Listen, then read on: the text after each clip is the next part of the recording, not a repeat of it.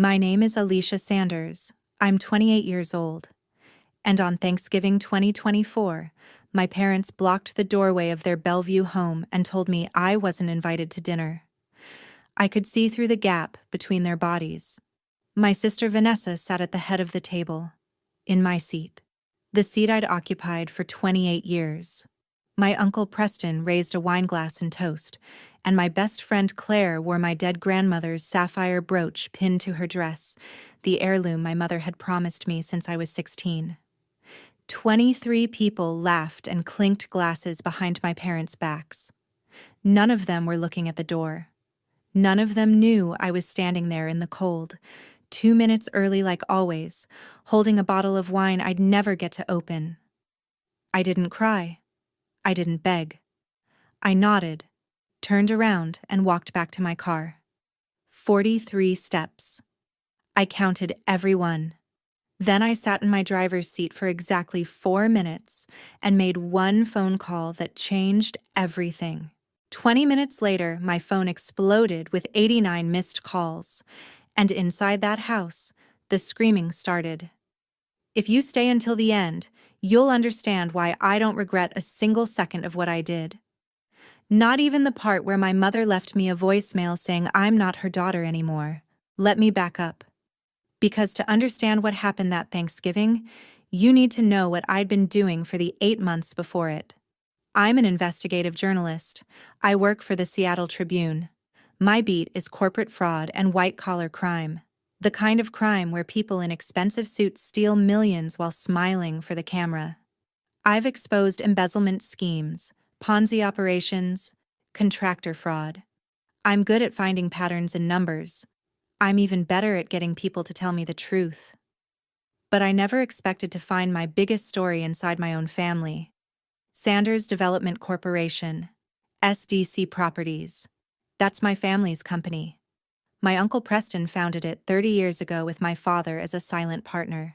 They built an $850 million real estate empire across King County. Luxury condos, commercial properties, 15 active projects at any given time. 14 buildings already bore bronze plaques that read, "The Sanders Legacy, Building Communities, Enriching Lives." I used to believe that. Every Thanksgiving for 28 years, we gathered at my parents' house on Maidenbower Bay. Same house, same time, 6 p.m. sharp. Same rituals. My mother's pumpkin pie. My father's prayer thanking God for family and the work of our hands. Preston's toast to family and success, always in that order. Last year, I noticed something different. The guest list included 3 names that didn't usually appear at family dinners. Douglas Finch, Alan Reed, and Stephanie Lowell. City councilmen. All 3. I didn't think much of it at the time. Business relationships, networking, the usual. But 8 months ago, April 2024, I saw something that made my journalist instincts kick in. I was working on an unrelated story about corrupt contractors when I stumbled across an invoice. It was tucked into a batch of public records I'd requested for a completely different investigation. The invoice was from Sanders Development Corporation to a company called Pacific Rim Advisory LLC, $340,000 for consulting services. I Googled Pacific Rim Advisory. The company had been registered 3 weeks before the payment was made. It was dissolved 2 weeks after the money cleared. That's called a shell company. It's one of the oldest tricks in the fraud playbook. I checked the signature on the wire authorization. Preston Sanders, my uncle. And in the CC line, Vanessa Sanders, my sister. I sat at my desk staring at that invoice for 20 minutes. My editor would have killed for this lead. My family would kill me for following it. I had a choice to make. I could delete the file, pretend I'd never seen it, and go back to being a good daughter and niece. Or I could do my job. I told myself, if I'm wrong, I destroy the evidence and never speak of it again. If I'm right, I do what I was trained to do. I follow the story wherever it leads. I started gathering evidence. The first thing I did was access the SDC email server. When I was 19, I'd worked as a summer intern at the company. They'd given me login credentials to check project schedules and send updates. That was 9 years ago. When I left for college and never came back to the family business, IT apparently forgot to revoke my access. At 2:47 a.m. on May 3rd, I logged in. My old credentials still worked. Over the next 4 hours, I downloaded 1,247 emails, purchase orders, wire transfer confirmations, internal memos, contracts with the city, correspondence with Douglas Finch's office about zoning variances, emails between Vanessa and Preston with subject lines like Rainier Valley, displacement protocol, and Finch needs reassurance. One email thread made my blood run cold.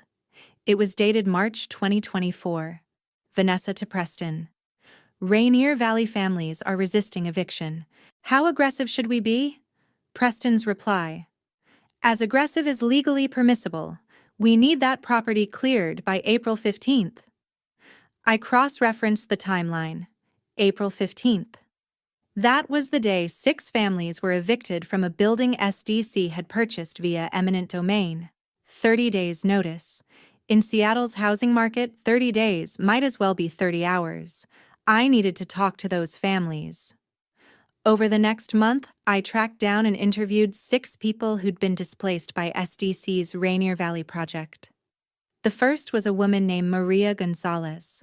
She was 54, a housekeeper, a single mother. She'd lived in that building for 12 years. Her daughter Sophia went to school 3 blocks away. They gave us 30 days, Maria told me, sitting in her new apartment 40 minutes outside the city. 30 days to find a new place we could afford. Do you know what rents are like now? I looked at 20 apartments. Everyone was $800, $900 more than I was paying. My daughter cried every night for 2 months after we moved. New school, new neighborhood. All her friends gone.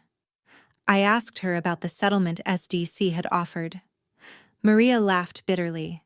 $8,200 for 12 years of my life, for my daughter's entire childhood.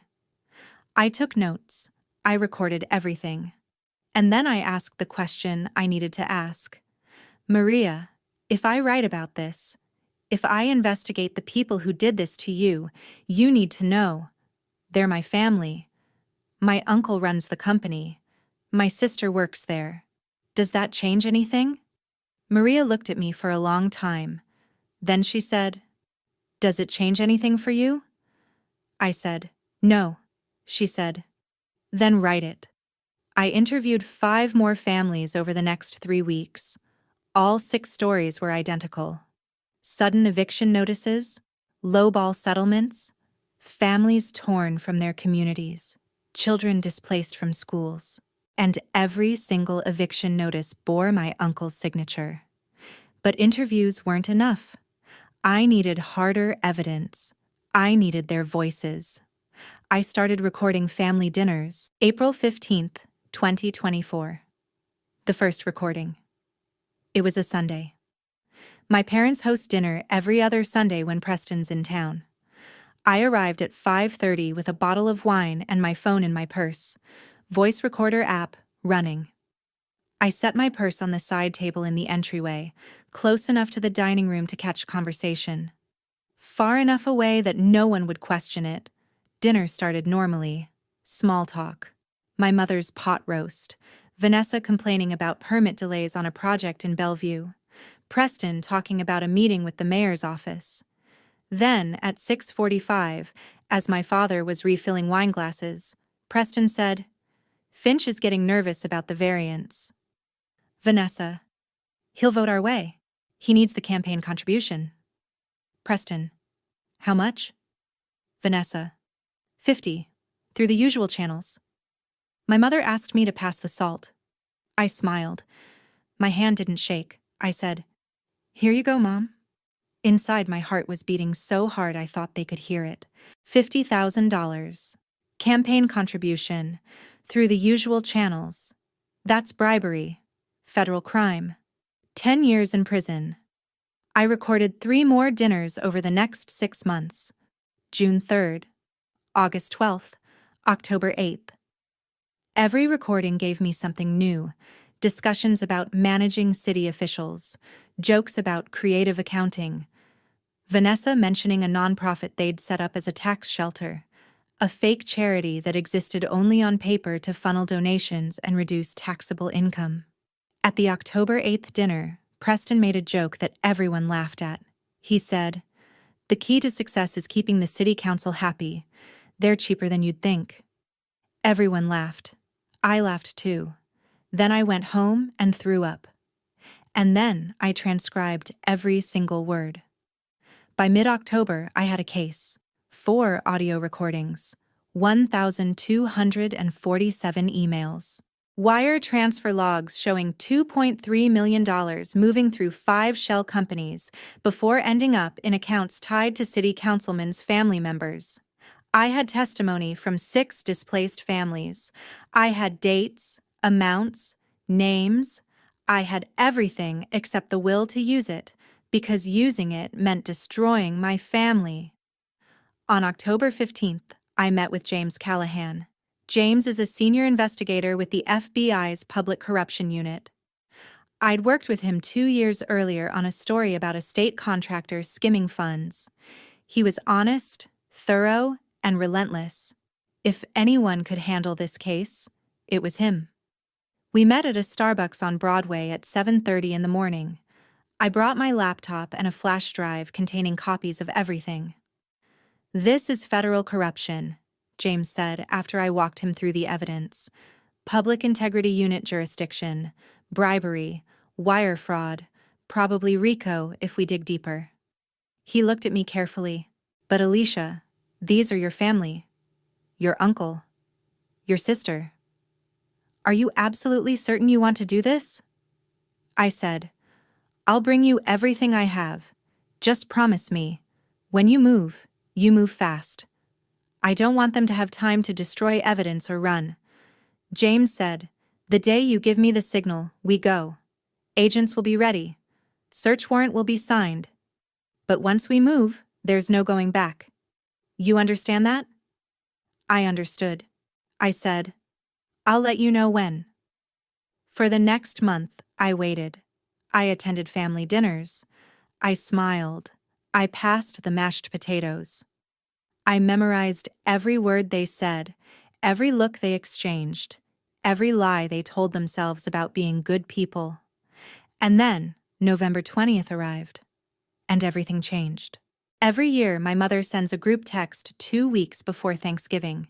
It goes to the whole family, the menu, the head count, reminders about what time to arrive. On November 15th at 3:42 p.m., that text went out. I wasn't on it. I only found out because Vanessa posted an Instagram story later that day. A screenshot of the group text with the caption, "Can't wait for Thursday." I zoomed in on the recipients list. 9 names.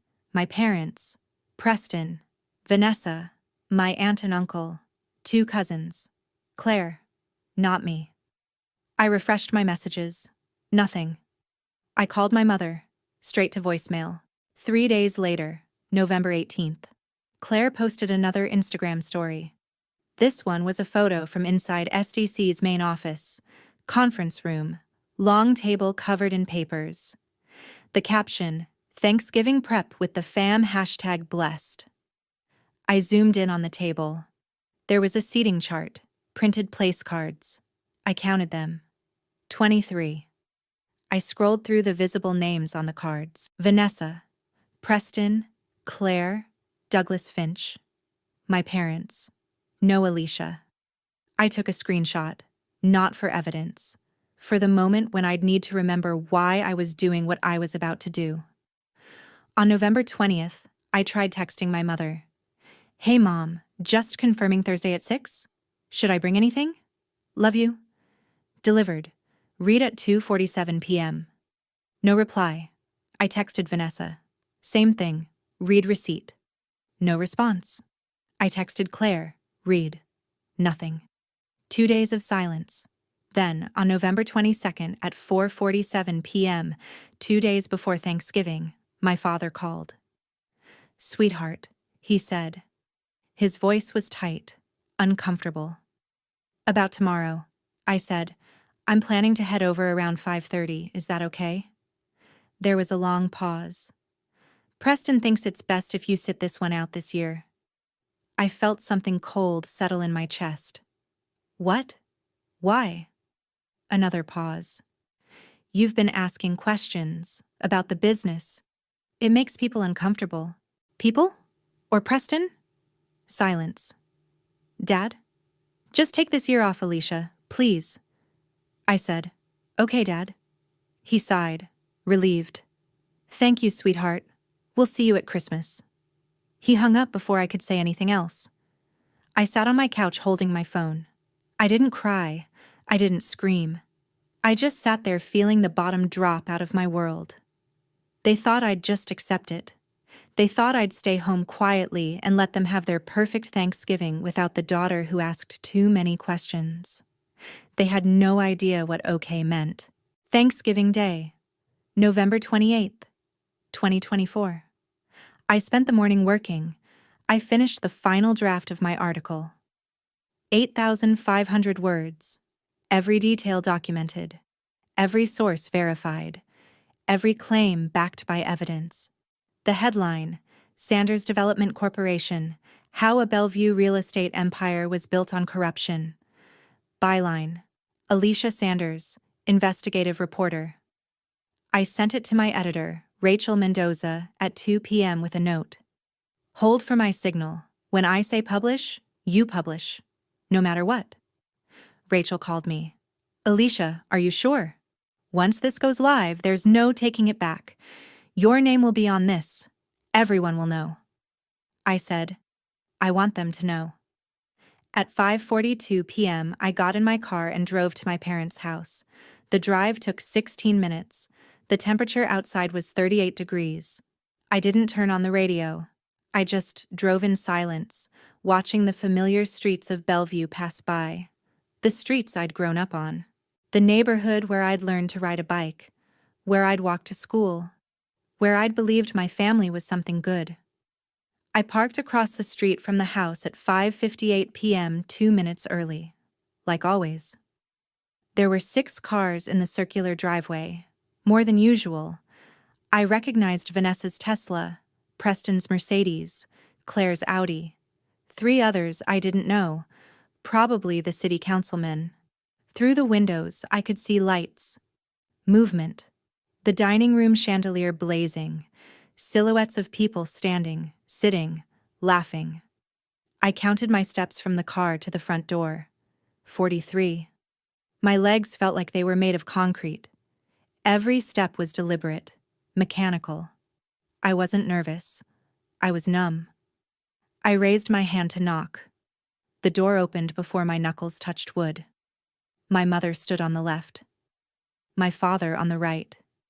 Their bodies formed a barrier across the doorway. Neither of them stepped aside. Neither of them smiled. "Alicia," my mother said. Her voice was flat. "We didn't expect you." I said, "Dad called, but I wanted to come anyway. I thought—" "We talked about this," my father said. "I know, but it's Thanksgiving. I thought maybe—" My mother cut me off. "You're not invited." 5 words, delivered like a weather report. Calm, final. The gap between their bodies was maybe 8 inches wide. Just wide enough for me to see through. Vanessa sat at the head of the dining table. My seat. The chair I'd sat in since I was 6 years old. She was wearing a cream-colored dress and holding a wine glass, mid-laugh at something someone had said. Preston stood beside her, raising his glass in a toast. The annual tradition. To family, to success, to the Sanders legacy. And Claire, my best friend since sophomore year of high school, my former roommate, the girl I'd been maid of honor for when she married and divorced within 2 years, Claire sat 3 seats down wearing my grandmother's sapphire brooch pinned to her black dress. The brooch my mother had promised me, the one that had belonged to my grandmother for 50 years before she died, the one I was supposed to inherit. Claire saw me through the gap. Our eyes met. She smiled, raised her wine glass, and mouthed 2 words. "I'm sorry." But she wasn't. Behind my parents, I could see the whole scene. 23 people around the extended dining table, the good china, the crystal glasses, the silver turkey centerpiece that had been in our family for 3 generations, gleaming under the chandelier. The banner on the wall behind the table, "Welcome family and friends." I looked at my father. He wouldn't meet my eyes. Preston appeared behind him, 6'2", expensive suit. The smile he always wore when he was about to close a deal. "Alicia," he said, his voice loud enough to carry, "this is family business. You've made it clear where your loyalties lie." I said, "My loyalties? I'm your niece. You're a journalist who doesn't understand boundaries. What are you afraid I'll write about, Uncle Preston?" The smile didn't falter, but something flickered behind his eyes. My mother's hand tightened on my father's arm. Preston said, "You don't belong here anymore. Go home." I looked at my father one more time, waiting for him to say something. Anything. He said nothing. I nodded. Okay. I turned around and walked back to my car. 43 steps. I counted every one. Behind me, I heard the door close. The lock clicked. Then laughter drifted through the windows as they went back to dinner. I sat in my car. 5:58 to 6:02 p.m. 4 minutes. I stared at the house, at the warm lights, at the perfect family inside having their perfect Thanksgiving, and something in me settled. Ice cold, crystal clear. I pulled out my phone, scrolled to James Callahan's contact. I pressed call. 1 ring, 2 rings. "Alicia," he answered. I said, "It's time. Move now." There was a pause on the other end. Then James said, "Are you certain? Once we move, there's no going back." I said, "I'm sitting outside their house. They just told me I don't belong. I'm certain." "We have 8 agents ready. Search warrant signed 2 hours ago by Judge Murphy. How fast can we get there?" I said, "How fast can you move?" 20 minutes. Make it 18. James said, "Alicia, you understand what this means? No going back. Are you sure?" I looked at the house, at the windows, at Vanessa laughing, at Preston carving the turkey with the silver knife that had been in our family since 1952. I said, "There's nothing to go back to." James said, "Agents are rolling. Stay nearby. Don't go inside." I said, "I'll be watching." I hung up. Then I called Rachel. She answered on the first ring. "Are you okay?" I said. "Story goes live at 6 a.m. tomorrow. Front page, digital and print. I'm sending you the final files now." "Alicia, are you really doing this?" 8,500 words, emails, audio recordings, financial documents, witness testimony. It's all there. Rachel's voice softened. "This is Pulitzer-level work. But once it hits, everyone will know you're the source. Your family. I want them to know." Silence. Then Rachel said, "Okay, I'll have it ready. 6 a.m. sharp." I hung up and opened my encrypted cloud storage, selected every file, 427 megabytes, emails, audio, financial records, witness statements, 28 years of family. I hit send. The upload bar crawled across my screen, 427 megabytes, 90 seconds, gone. I moved my car 2 blocks east, parked where I had a clear view of the front door and driveway but far enough away that they wouldn't see me. 6:19 p.m. Through the window, I watched the lights in the dining room go down slightly. Prayer time. My father always led the Thanksgiving prayer. It lasted exactly 3 minutes. Same words every year. Bless this food. Bless this family. Bless the work of our hands. The work of their hands. Built on lies. 6:21 p.m. The lights came back up. Preston stood. I couldn't hear him, but I knew what he was saying. The annual toast. To family.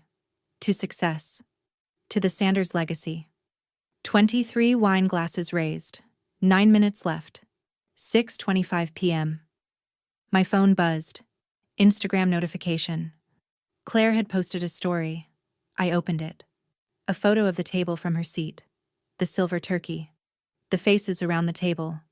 Everyone smiling. The caption? Blessed and grateful, #family first, #Thanksgiving 2024. She'd tagged 14 people. I scrolled through the tags. Every name at that table, except mine. I took a screenshot. Saved it. Not as evidence. As a reminder. 6:29 p.m. Preston lifted the carving knife. Silver. Engraved with Sanders Family 1952 along the handle. 3 generations had used that knife to carve Thanksgiving turkeys. He had no idea he was carving the last one. Through the window, I saw Vanessa throw her head back, laughing at something someone said. The sound didn't carry through the glass, but I could imagine it. Her laugh. The one I'd heard my entire life. 3 minutes. 6:31 p.m. 3 black Chevrolet Suburbans turned onto the street. No sirens. Lights off. They moved like shadows. I counted 8 people exiting the vehicles. Body armor. Yellow letters across their backs. FBI. The lead agent was James Callahan. He looked toward my car. Saw me. Nodded once. Then he walked toward the front door. 6:32 p.m. The doorbell rang. Through the window, I saw heads turn, confusion rippling through the dining room. The doorbell? We're all here. My father stood. Walked to the door. 12 steps. I counted. He opened it. James held up a badge and a folded document. I saw my father's face go white. Then I heard the words, even from 2 blocks away, carried on the cold November air. FBI, we have a warrant. What happened next unfolded like a choreographed performance. 8 agents moved through the door. 2 Seattle PD officers positioned themselves outside as backup. I heard James's voice, loud and clear. FBI, we have a federal search warrant for these premises and the seizure of documents related to Sanders Development Corporation. Everyone remained seated. Through the window, chaos erupted. Vanessa screamed, "What the hell is this?" Agent Ramirez, a woman I recognized from photos James had shown me during our meetings. "Ma'am, sit down. Now." Preston stood up so fast his chair tipped backward. "This is outrageous. I'm calling my attorney." James stepped in front of him. "You can call from the station, Mr. Sanders. You're under arrest." "Arrest? For what?" "Federal corruption, bribery of public officials, wire fraud. Should I continue?" Preston's face, I could see it clearly even from this distance, went from red to white in seconds. The color of the tablecloth. James pulled out handcuffs. "Preston Sanders, you have the right to remain silent. Anything you say can and will be used against you in a court of law." Vanessa lunged toward the table, toward her laptop sitting on the sideboard. Agent Morrison, a tall man built like a linebacker, blocked her path. "Ma'am, step back. That's my property. It's evidence now. Hands behind your back." Vanessa was crying, screaming, struggling. Morrison cuffed her with practiced efficiency. Evidence tag number 347 went on her laptop. The guests were frozen, forks halfway to mouths, wine glasses suspended in midair, a tableau of shock. Douglas Finch, the city councilman, slowly stood from his seat. Tried to edge toward the back door. Agent Chen, positioned near the kitchen, moved to block him. "Councilman Finch? We have some questions for you, too. Sit. Down." Finch sat. My mother was sobbing. Dad stood beside her, one hand on her shoulder, saying nothing, doing nothing. His face had aged 10 years in 10 seconds. Agents moved through the house like a precision machine. 3 went upstairs to Preston's home office. 2 began photographing the dining room exactly as it was. 1 started collecting phones from every guest for forensic imaging. The evidence boxes came out. Laptops, external hard drives, filing cabinets from Preston's office, 17 phones, boxes and boxes of contracts and financial documents. Agent Ramirez walked past the dining table. She stopped, looked at the silver turkey centerpiece, at the banner on the wall, at the 23 place settings with food going cold. She spoke into her radio. Secure the evidence, all of it, and someone photograph this table, exactly as is. She glanced toward the doorbell camera mounted above the entrance, looked directly at it. At me, watching through my phone app. She nodded slightly. My mother turned to my father. "How is this happening?" My father said nothing. "Say something. Do something." "There's nothing to say." "Did you know? Did you know what they were doing?" His silence was the answer. My father's eyes drifted toward the window, toward the street, toward where my car was parked 2 blocks away. I don't think he could see me through the darkness, but I think he knew I was there. At 6:54 p.m., Preston and Vanessa were walked out of the house in handcuffs. 2 news vans had arrived. Channel 5, Channel 7. Cameras rolling. Preston walked past his own mailbox with his hands cuffed behind his back. Past the brass nameplate that read, "The Sanders Family." Past the manicured lawn he paid someone $200 a week to maintain. Vanessa was crying, mascara running down her face, stumbling in her heels. They were put in separate SUVs. 8 neighbors stood on their lawns watching. Phones out. Recording. As Preston's SUV pulled away, my phone started buzzing. 47 missed calls in 6 minutes. I didn't answer any of them. I sat in my car watching the screen light up over and over. Vanessa, Vanessa, Dad, Vanessa. Unknown number. Claire, Claire, Vanessa, Mom. The names scrolled. I just watched. 6:38 to 7:15 p.m., 37 minutes, 89 calls total. 156 text messages. My phone battery dropped from 73% to 31%. Then the voicemail started. 12 from Vanessa alone. I listened to them later that night, after I got home. After I poured myself a glass of wine and sat on my apartment floor with my back against the wall. Voicemail 1, 6:41 p.m. You bitch! You did this! You fucking... Cut off. She'd screamed so loud the audio distorted. Voicemail 4, 6:58 p.m. Alicia, please pick up. Please, we can fix this. Just tell them you made a mistake. Tell them. Voicemail 9, 7:22 p.m. You destroyed us. You destroyed your own family. I hope you can live with that. Voicemail 12, 7:48 p.m. Just crying. No words. Just her sobbing into the phone for 90 seconds before hanging up. I saved all of them. Not as evidence, as reminders. At 7:03 p.m., my father sent one text message. 8 words. How could you do this to us? I read it 4 times. I started typing a reply. You did this to yourselves. Deleted it. Typed. I'm sorry. Deleted it. Sent nothing. Claire sent 18 texts between 6:44 and 7:38 p.m. I can't believe you did this. I thought we were friends. You know I had nothing to do with their business. Right? Alicia, answer me. You're going to regret this. Everyone's going to know what you did. You're dead to me. The last one came at 7:41 p.m. You'll never have another friend in this city. I blocked her number. 3 journalists called. Competitors. Word was spreading fast through Seattle's media circle. Trevor Chen from King 5 left a voicemail. Alicia, we're hearing the FBI raided Sanders Development tonight. Your family's company. Can you comment? Call me ASAP. I didn't call back. My story would speak for itself in 11 hours. At 7:52 p.m., Rachel called. I'm watching the news, she said. FBI at your parents' house. 3 arrests so far. Are you okay? I'm fine. Alicia, I'm fine. Is the story ready? Goes live at 6 a.m. front page, digital and print.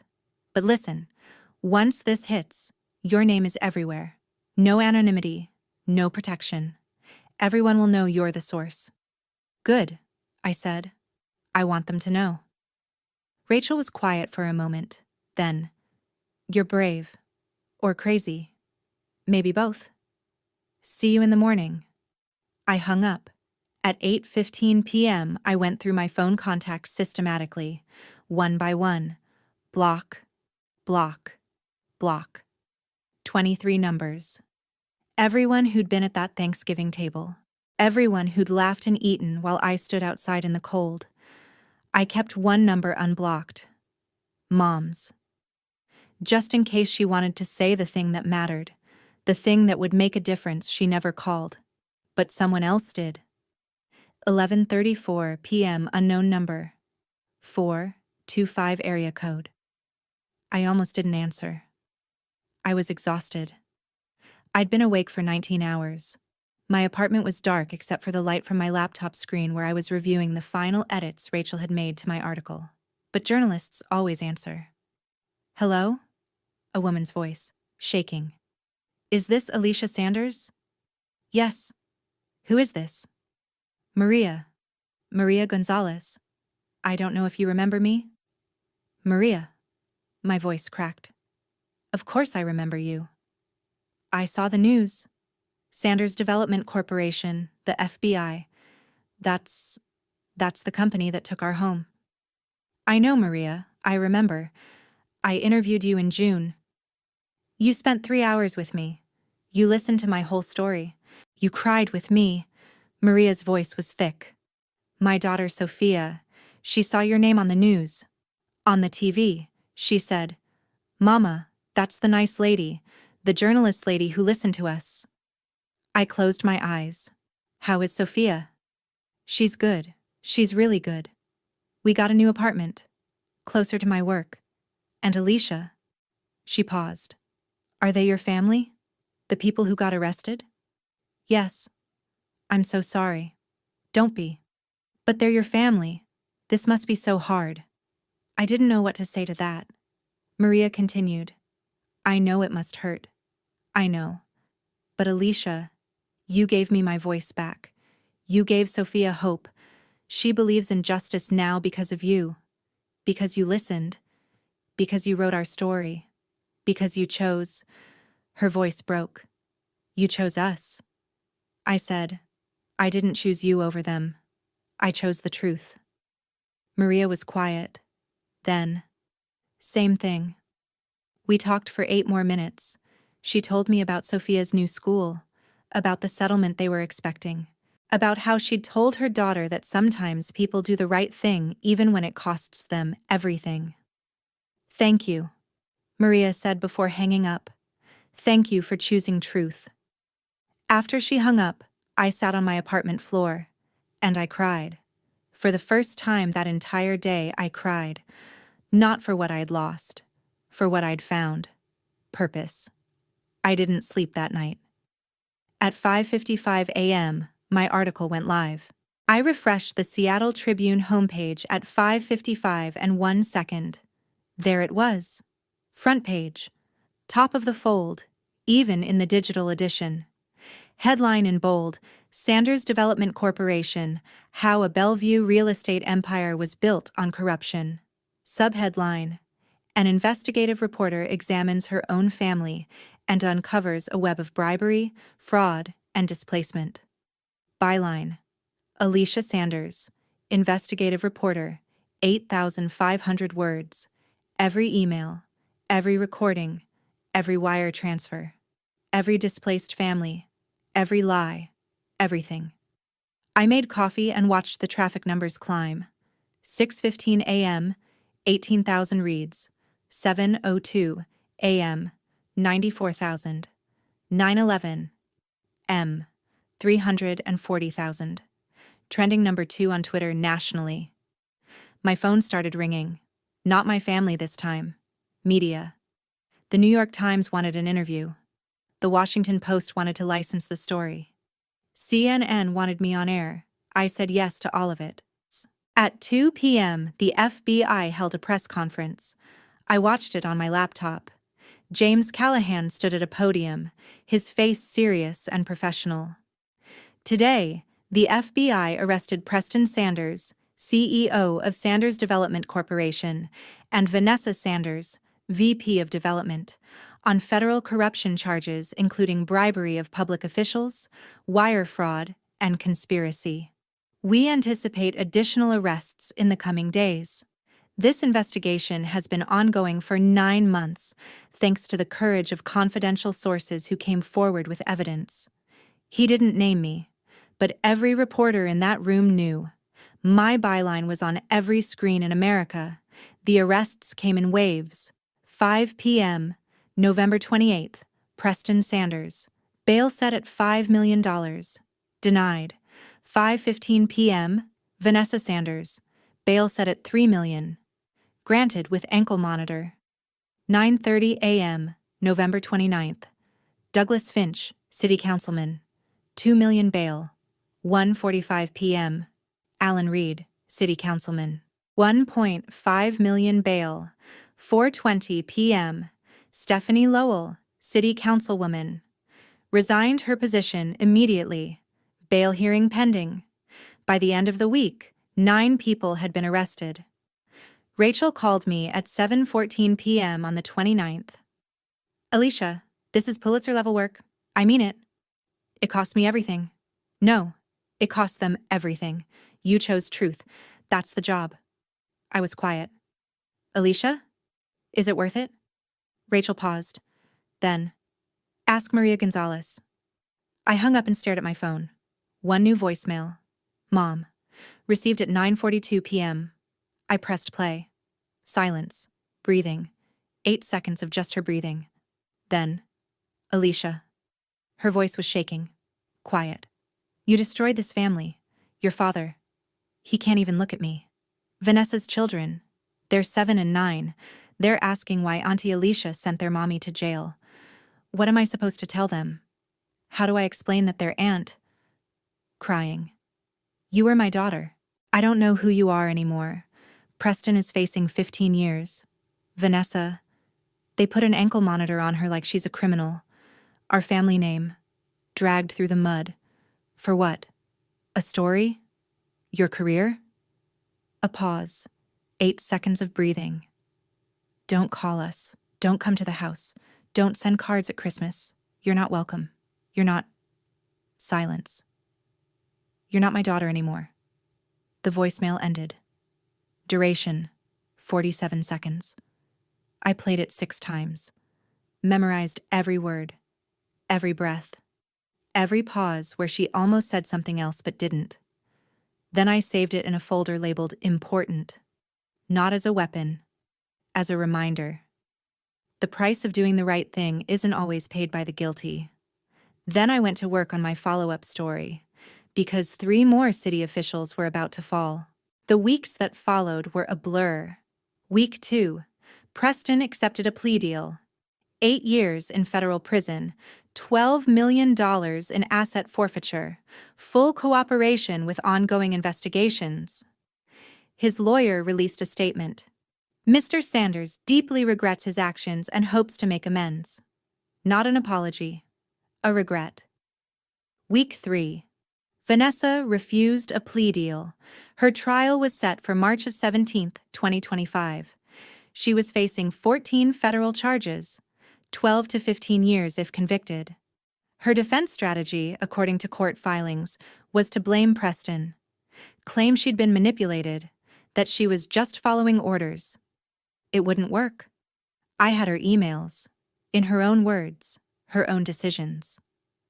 Week 4. Sanders Development Corporation filed for Chapter 11 bankruptcy protection.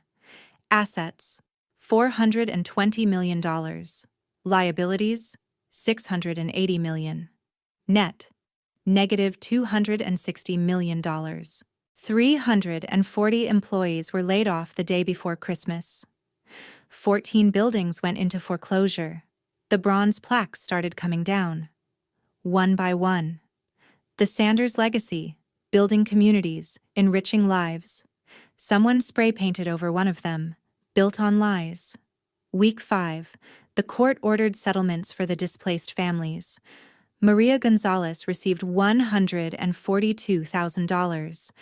5 other families received between $109,000 and $135,000 each. Total: $762,000. Maria sent me a photo. Sophia holding the check. Tears streaming down her face. Smiling. The caption: Justice. Week 6. Claire Donovan resigned from her position at SDC. She moved to Phoenix. She sent me one email. Subject line: I'm sorry. The body: Alicia, I'm moving to Phoenix. Starting over. I should have been brave like you. I should have said something. I chose comfort. I chose wrong. I'm sorry I wasn't the friend you deserved. Claire. I didn't reply. Some friendships can't be salvaged. Some shouldn't be. Week 8. I won the Pacific Northwest Journalism Excellence Award for Investigative Reporting. The ceremony was on January 29th at a hotel in downtown Seattle. 200 people attended. Rachel presented the award. In my acceptance speech, I thanked Maria and the 5 other families. I thanked James Callahan and the FBI. I thanked my editor. I didn't mention my family. The room understood. I started therapy on January 5th. Twice weekly sessions with Dr. Sarah Patel, a trauma specialist who worked with whistleblowers and victims of family abuse. You did the right thing, Dr. Patel told me in our 3rd session. That doesn't mean it doesn't hurt. When does it stop hurting? Maybe never. But it transforms. She asked me, do you regret it? I answered honestly, no. But I grieve. On February 3rd, I saw my father at the grocery store. Safeway on 148th Avenue, aisle 7. Cereal. I saw him first. He looked older. Smaller, somehow, like he'd lost weight he couldn't afford to lose. Our eyes met. 3 seconds. He turned his shopping cart around, walked the other direction. Didn't look back. I finished my shopping. Bought the cereal. Went home. And cried for an hour. November 28th, 2025. Exactly 1 year later, I woke up in my studio apartment in Capitol Hill. 450 square feet. $1,650 a month. Secondhand couch from Craigslist. IKEA bookshelf. Bathroom tile cracked in the corner, but it was mine. Built on truth, not corruption, not family money, not lies. Truth. Rachel had invited me to her house for Thanksgiving. So had James. Even Maria had invited me to join her family. I said no to all of them. Not because I was lonely, because I needed to prove to myself that I could be alone and be okay. I bought dinner from the QFC on Broadway. Rotisserie chicken. $8.99. Boxed stovetop stuffing. $2.49. Canned ocean spray cranberry sauce. $1.99. Instant mashed potatoes. $3.29. Store brand sparkling cider. $1.74. Total: $18.50. The previous year's Thanksgiving at my parents' house had probably cost $1,200 in food alone. I set 1 plate, 1 fork, 1 knife, 1 napkin, paper, not linen. No silver turkey, no 3-generation heirloom, no legacy. Just me. My laptop was open on my coffee table. I was working on a new investigation, a tech startup called TechRise Analytics. $47 million raised from investors based on fabricated user metrics. Employees working 100-hour weeks on promises of equity that would never materialize. Same pattern, different industry. The work doesn't stop. I was scrolling through emails when the notification popped up. 3:47 p.m. Subject: Pulitzer Prize, finalist notification. I stared at it for 10 seconds before clicking. Dear Ms. Sanders, on behalf of the Pulitzer Prize Board, we are pleased to inform you that your work, Sanders Development Corporation, How a Bellevue Real Estate Empire Was Built on Corruption, has been selected as a finalist for the 2025 Pulitzer Prize in Investigative Reporting. Finalists will be announced publicly on March 1st. Winners will be announced April 14th, 2025. I read it 4 times. Then I cried. Not sad tears, not happy tears, relief tears, validation tears. I looked around my tiny apartment, at my secondhand furniture, at my cracked tile, at my IKEA bookshelf holding more books than it was designed to hold, and I smiled. Then my phone buzzed. Text message, unknown number. I opened it. Ms. Sanders, this is Mike Torres, foreman at the Rainier Valley demolition site.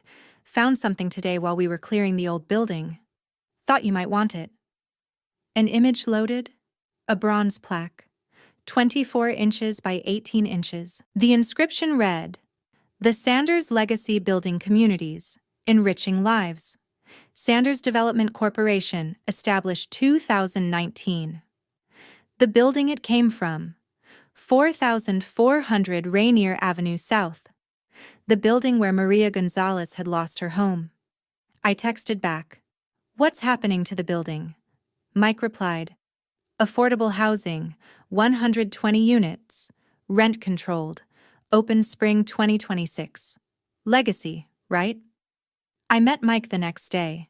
He handed me the plaque. It weighed 18 pounds. I asked him what he thought I should do with it.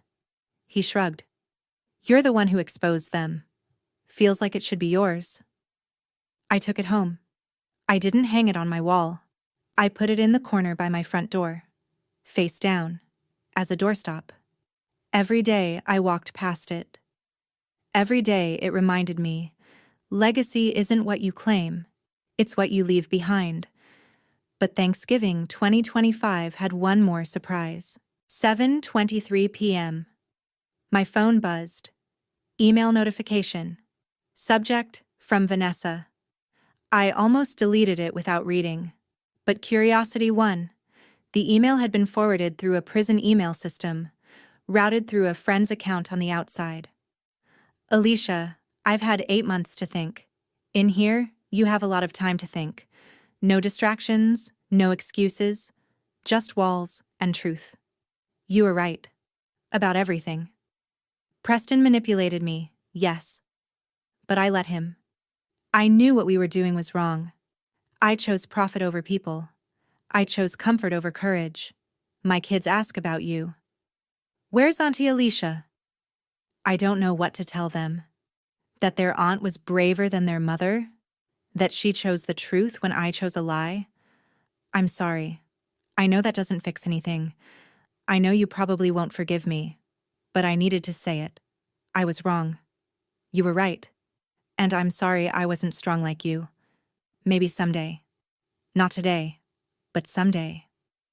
Vanessa. I read it 4 times. I felt nothing at first. Then something. Then nothing again. I sat with it for 23 minutes. Started 4 different replies. Thank you. I forgive you.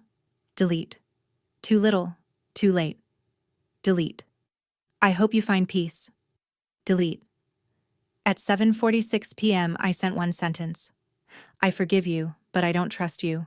Maybe someday. Not today. Read receipt came back at 7:48 p.m. Then I blocked the number.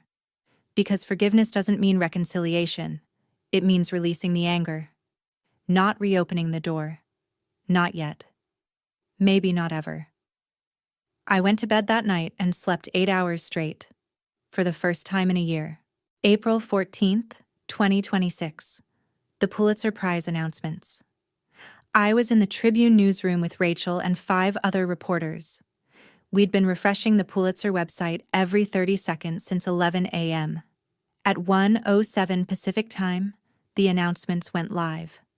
Rachel screamed. I just stared at the screen. Investigative reporting.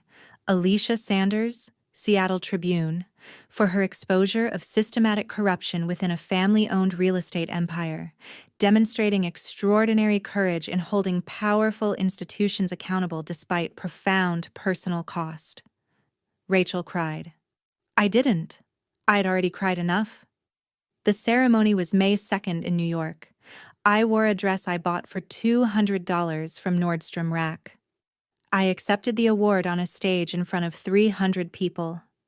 The prize came with $15,000. I donated it to the Rainier Valley Tenants Union. November 24th, 2026. 2 years after the Thanksgiving that changed everything. I wasn't in my apartment this time. I was at the Rainier Valley Community Center. 6 p.m. The event was called Displaced Families Reunion Dinner. Organized by the Tenants Union. Funded by the settlements the families had received and reinvested into community support. 38 people attended. The 6 families I'd interviewed. Advocates, supporters, friends they'd made in the 2 years since their lives had been uprooted and then rebuilt. I was the guest of honor. The tables were mismatched. The chairs were folding. The food was potluck. Everyone brought something from their culture. Filipino lumpia, Mexican tamales, Vietnamese spring rolls, soul food mac and cheese. The centerpiece on each table wasn't a silver heirloom turkey. It was handmade paper turkeys. Made by Sofia Gonzalez's 3rd grade class. Maria hugged me when I arrived. She held on for 20 seconds and wouldn't let go. Thank you, she whispered. Thank you for giving us our voices. Sophia was 13 now, taller, confident. She wore a t-shirt that said, Future Journalist. Ms. Sanders, she said, grinning. You remember me? Of course I do. I made honor roll this year, and I joined the journalism club because of you. I smiled. That's amazing, Sophia. Did you win the Pulitzer? I did. She nodded seriously. Good. You deserved it. James Callahan was there too. Off duty. Jeans and a sweater instead of his usual suit. At 7:15 p.m., he stood and raised his plastic cup of apple cider. I've been in law enforcement for 23 years, he said. I've seen brave people do brave things. But Alicia Sanders? He looked at me. She didn't just expose crime. She sacrificed family, comfort, safety, for strangers, for truth, for what was right. So I want to toast to those who choose truth over comfort, to chosen family, to Alicia. 38 people raised their mismatched cups. Paper, plastic, someone's coffee mug. Perfect.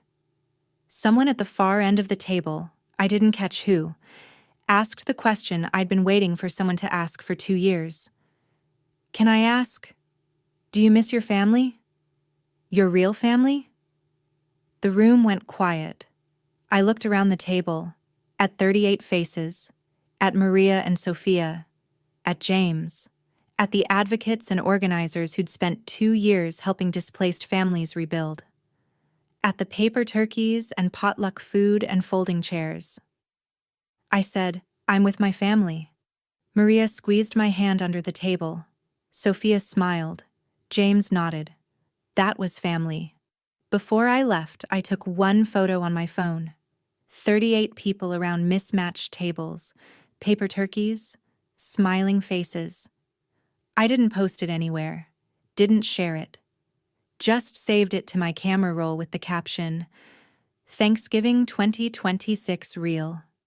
That night, walking home to my apartment, I passed the bronze plaque. It was still there, still face down, still serving as my doorstop. I paused, looked at it, and I smiled. Because I finally understood, legacy isn't what you inherit, It's what you earn. It's not your name on a building. It's your name on the hearts of the people you helped. That's legacy. That's family. That's home. I walked past the plaque, into my apartment, and closed the door.